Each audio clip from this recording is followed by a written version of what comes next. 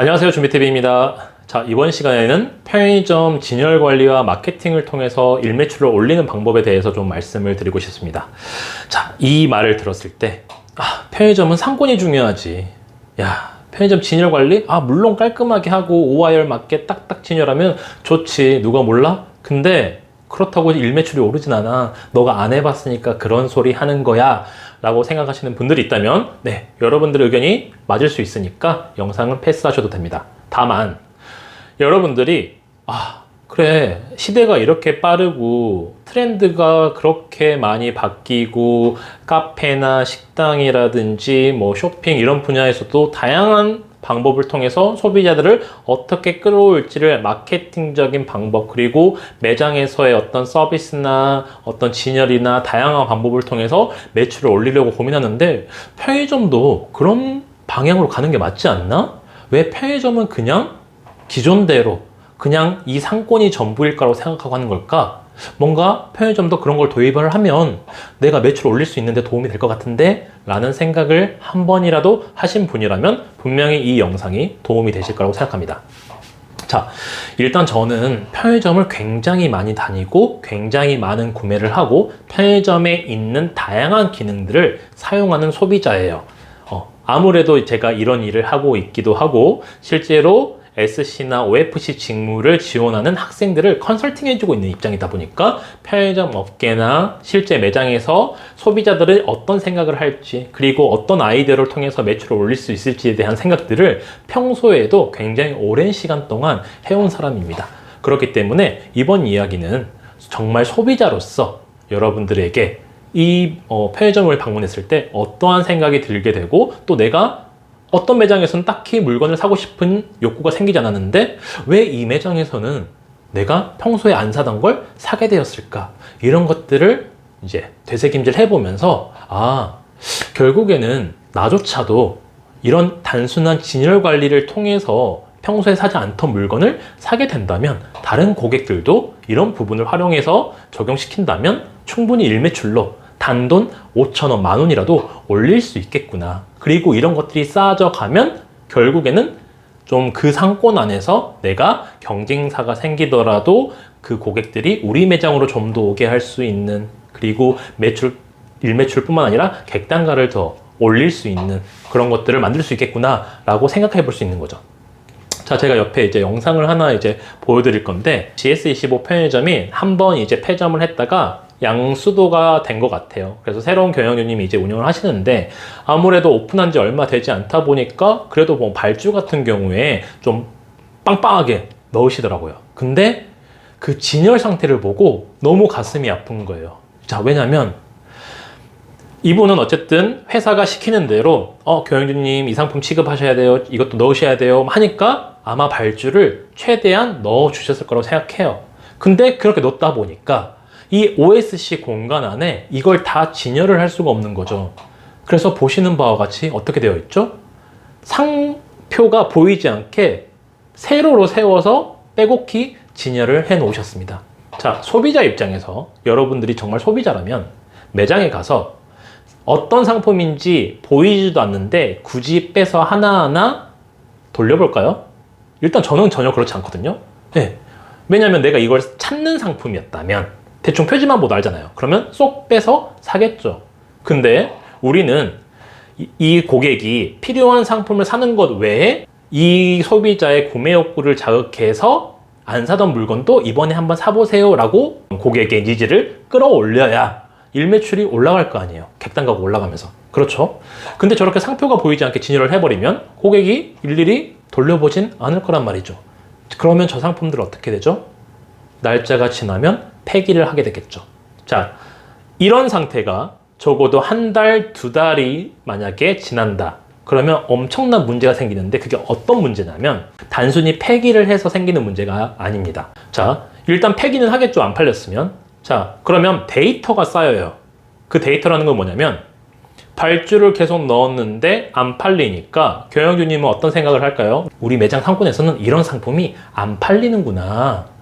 베이글 안 팔리는구나. 롤케이크 안 팔리는구나. 이렇게 결론을 내리실 겁니다. 자, 그러면 OFC는 나중에 이제 신상품 나왔을 때, 경영주님 이거 발주 넣어주세요 라고 했는데, 경영주님 어떻게 대처할까요? 에이, 그거 넣어봤는데 안 나가. 우리 상권에서 그거 안 나가요 라고 되겠죠. 이렇게 되면서 본사와의 이제 갈등이 시작되는 거고, 경영주님 입장에서는 아니, 이 폐기 부담을 나 혼자 지는데 본사가 내줄 것도 아니면서 왜 자꾸 푸시하냐. 매출도 안 나오는데. 자, 그럼 OFC는 아니, 그래도 이게 프랜차이즈 사업이고 본사가 이런 것들을 자꾸 개발해서 하고 있고 또 다른 상권에서 이런 게 잘 나가는데 왜 안 나간다 하느냐. 뭐 이런 이제 마찰들이 생기겠죠. 즉, 잘못된 데이터를 가지고 내가 결론을 내버릴 가능성이 굉장히 높아요. 즉, 우리가 데이터라는 것은 내가 정말 이게 잘 팔리게끔 했는데도 불구하고 안 팔렸느냐. 자, 그렇게 해서 안 팔렸다면 나중에는 이 상품은 발주 안 넣는 게 맞죠. 왜냐면 상품은 많지만 내가 우리 매장에서 다 취급할 수 있는 건 아니잖아요. 선택적으로 내가 취급을 해야 되는데 내가 데이터를 잘못 알고 있으니까 이게 팔리는 상품이었음에도 불구하고 내가 그동안 진열 관리를 잘못해서 소비자들이 이 상품이 있다는 것조차도 인지를 못한 상태라서 안 팔릴 건데, 그걸 그냥 이 상권의 고객들이 좋아하지 않는구나라고 착각할 수 있게 만드는 겁니다. 그게 가장 위험해요. 그냥 한 달에 어떤 폐기량, 뭐 물론 금전적인 손실도 크겠지만 단순히 그 돈이 중요한 게 아니라 향후에 계속 편의점 그 본사에서는 신상품들을 출시를 될 거고, 고객들은 그런 신상품에 대한 정보를 앱에서든 또는 SNS를 통해서 다양한 루트를 통해서 알고 오는데 이 매장에는 그 상품이 없네. 결국 이탈로 이어질 수도 있는 또 문제점이 발생이 될 수 있겠죠.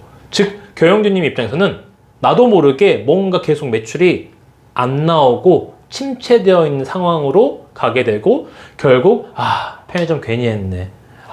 역시 상권이, 그래, 상권이었네. 우리 상권이 안 좋은 상권이었어. 이렇게 생각하실 수 있는 여지가 많기 때문에 이 영상을 보시는 분들은 이런 데이터 오류를 범하지 않으시라고 제가 오늘 영상을 이제 찍게 됐고, 정말 저는 중요하다고 생각합니다. 자, 여러분들 제가 또 영상 하나 띄워드릴 건데, 자, 똑같은 OSC에 진열된 디저트 상품임에도 불구하고 어떤 느낌이 드나요? 여기는 제가 이제 홍대에 있는 매장인데, 이제 홍대에 지나가다가 우연히 들렀는데 이 OSC를 보고, 와, 이 경영주님은 진열에 대해서 좀 생각을 해보신 분이구나. 자, 물건을 진열하는 단순히 놓는 것에 집중을 한 게 아니라 어떻게 하면 고객에게 잘 보이고 호기심을 자극할지에 대한 생각을 해보신 분이에요. 뒤에 그냥 플라스틱으로 그냥 받침을 대기만 해서 상품이 눕혀져 있지 않고 고객 시선에 딱 맞게, 그리고 표지 같은 경우에도 어떻게 보면 그런 디자인들 굉장히 예쁘게 이제 이미지를 잡아서 겉표지로 만들잖아요, 포장지를. 그럼 그것들이 결국 소비자로 하여금 뭔가 맛있어 보이네, 사 먹어볼까? 라는 생각이 드는 거죠. 우리가 볼륨 있는 진열을 해야 된다, 페이스업을 해야 된다라는 이유가 뭐예요? 결국 그런 것들이 풍성하게 진열되어 있고 볼륨감 있게 진열되어 있어야 소비자는 구매 욕구가 생긴다는 겁니다. 여러분도 마찬가지일 거예요. 여러분들이 그냥 식당을 가거나 또는 의류 매장을 갔을 때 옷이 왜 다려져 있어야 되나요? 어차피 똑같은 옷이잖아요. 그쵸? 근데 다려져 있지 않으면 뭔가 정리정돈이 안 되어 있어 보이고 더 값싸 보이고 이런 느낌이 들겠죠? 근데 정리정돈이 정말 칼각으로 딱딱딱딱 잘 개어져 있고 직원들도 친절하고 매장도 깔끔하고 옷도 다림질이 잘 돼서 딱 펴져 있으면 뭔가 내가 옷을 사려고 할 때 이 매장에서 한번 둘러보고 싶은 욕구가 생기는 거잖아요. 즉, 이건 정말 기본적인 사람이라면 갖고 있는 기본적인 욕구이기 때문에 편의점 또한 마찬가지로 그렇게 해야 된다는 겁니다. 단순히 편의점을 동네 슈퍼마켓 정도로 인지하고 그냥 물건 있으면 알아서 사겠지 라고 생각하셨다면 지금 추세의 트렌드와는 정말 맞지 않다고 생각하면 됩니다. 이 트렌드에 대해서는 제가 다른 영상을 통해서 또 설명을 드릴게요. 어쨌든 여러분들이 그냥 이 두 매장을 비교하는 것만으로도 그냥 소비자 입장에서 사고 싶은 욕구와 사고 싶지 않은 욕구, 두 가지가 딱 명확하게 나눠지잖아요. 즉, 진열 관리가 이렇게 중요합니다. 뿐만 아니라 뭐 와인 매대라든지 또는 여러분들 그 햇반이나 이런 것들은 또 아래쪽에 깔려 있잖아요. 자, 먼지가 쌓여 있다 하더라도 먹는 데는 지장 없어요. 그런데 먼지 쌓여 있는 상품을 사는 사람들이 있나요? 여러분들이라면 사겠어요? 통상 제가 매장을 갈 때 그런 이제 상품들을 유심히 좀 보는데 먼지가 이렇게 수북히 쌓여 있는 매장도 굉장히 많아요. 그래서 이런 진열에는 기본적인 청결도 포함되어 있다. 그리고 또 진열 관리에서 중요한 건 뭐냐면 유사한 상품군끼리 맞춰서 진열하는 것. 즉 뭐냐면 어떻게든 공간을 만들어서 진열해야 하다 보니까 중구난방 다 한 매대에 때려 넣어 버리면 이게 정돈이 안 되어 있으면 어떻게 해요? 소비자들은 이 정돈되어 있지 않은 상태에서 일일이 그 상품의 뭔지를 찾아서 보진 않아요. 그런 고객들도 있겠으나 우리가 해야 되는 건 뭐죠? 이 물건을 사러 온 사람들에게 판매를 중점적으로 할 게 아니라 이 사람이 이 물건을 살 생각이 없었는데 다른 물건 사면서 어라? 이거 괜찮아 보이는데 한번 먹어볼까?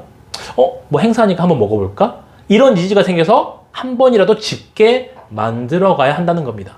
자, 그래서 만약에 이 고객이 만족을 했다면 그 다음부터는 이제 이 상품을 찾겠죠. 그리고 이러한 경험들, 고객의 경험들이 축적이 되다 보면 결국 장기적으로 단골 고객이 됨과 동시에 객단가가 조금씩 올라가게 되겠죠.